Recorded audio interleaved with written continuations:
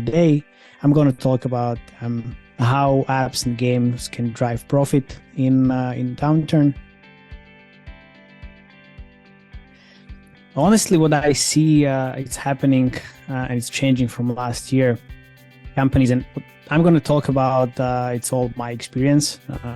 Try to give you some examples as well. So companies are kind of lowering down budgets, obviously, because we are seeing really like higher CPIs, which is not going to get any better, unfortunately. So we need to work with what we have at the moment.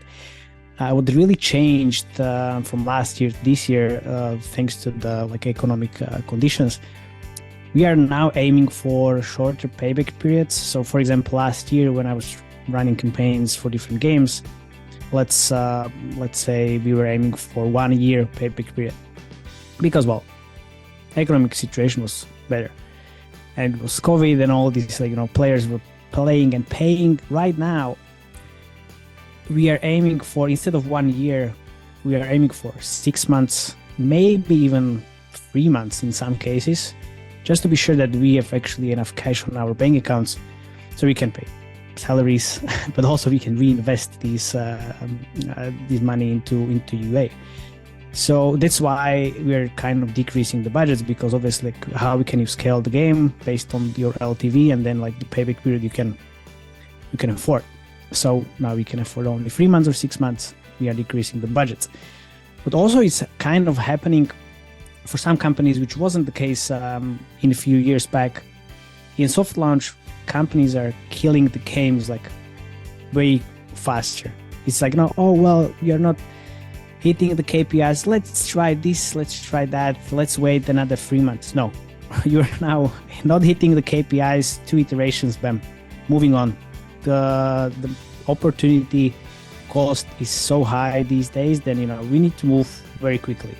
From my experience, how I manage some games right now, this year, again, 3 months payback period, really trying to optimize on a, let's say, daily basis, trying to see what kind of day 0, day 1, day 3, day 7 benchmarks I'm hitting, so we can actually see the money back in 3 months or 6 months. And I'm really okay, if it's not hitting the benchmarks, then optimizing, killing those campaigns and trying to get those results in order and to hit the benchmarks. In that case, I'm always looking for 3 or 4 channels to run actually the campaigns and the UA at the moment, which is Facebook, TikTok, Google, and AppsFlyer. These 4 channels are always the must in my UA channel mix, because it's producing the best results at the moment. The markets, I'm moving from US and tier 1 countries into more tier 2, tier 3 countries. Why? Because it's not as competitive as UA, and obviously the LTV is lower than US and tier 1 markets, but CPI is also lower. So it's all about the margin and the CPI versus LTV equation, and I can actually spend quite a lot of money in these tier 2, tier 3 markets. Of course, the margin is lower, but it still makes sense. In terms of new channels, in these conditions, I'm always hesitant to start testing crazy things and new things.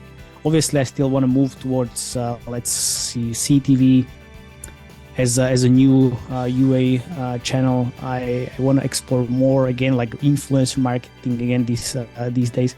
But I'm really hesitant to spend against these uncertain and unproven channels. But I feel I should move there as soon as I can and budget allows. With this in mind, I also always have 10-20% budget on a monthly basis to start experimenting with these new channels.